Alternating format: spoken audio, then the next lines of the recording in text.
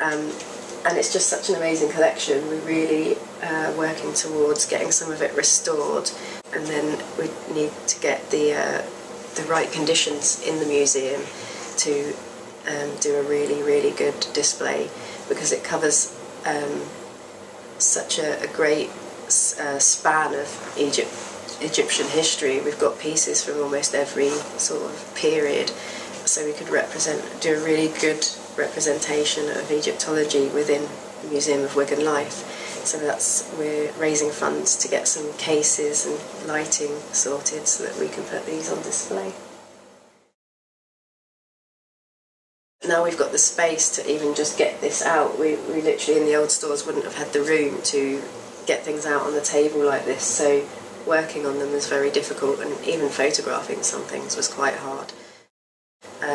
And you don't want to move things around too much, so having a store where we can just take things out without having to kind of transport them anywhere has made a real difference. This is probably the oldest piece here.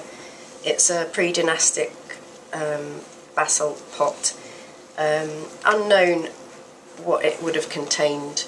We can speculate but not know for sure, but what I find amazing is it's the weight of it, and it looks such an impractical shape, but they obviously knew completely what they were doing, because even though the foot is broken and damaged, it does actually still stand up completely stably, even with half a foot, so I find that quite amazing. It's about 5,000 years old, being pre-dynastic.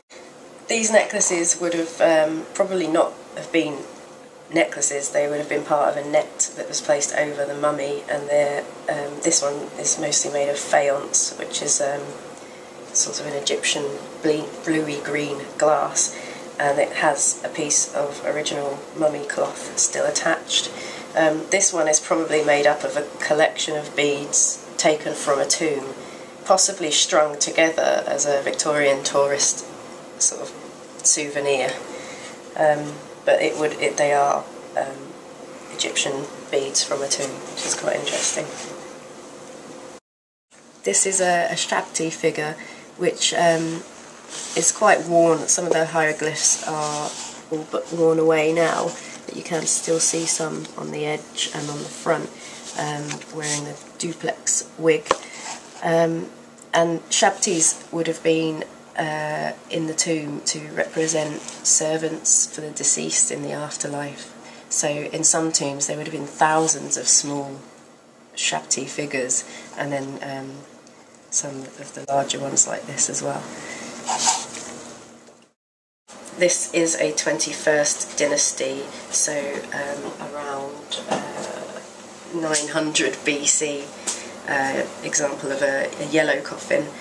It's probably a priestess. It has had some 1970s restoration work done. You can see the blue paint here. It's a bit more invasive than what we would do now, but it still survived in quite good condition.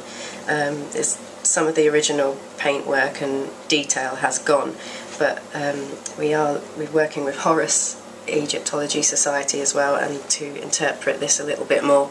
And Joanne Fletcher is able to tell us who these people represent on this piece down here.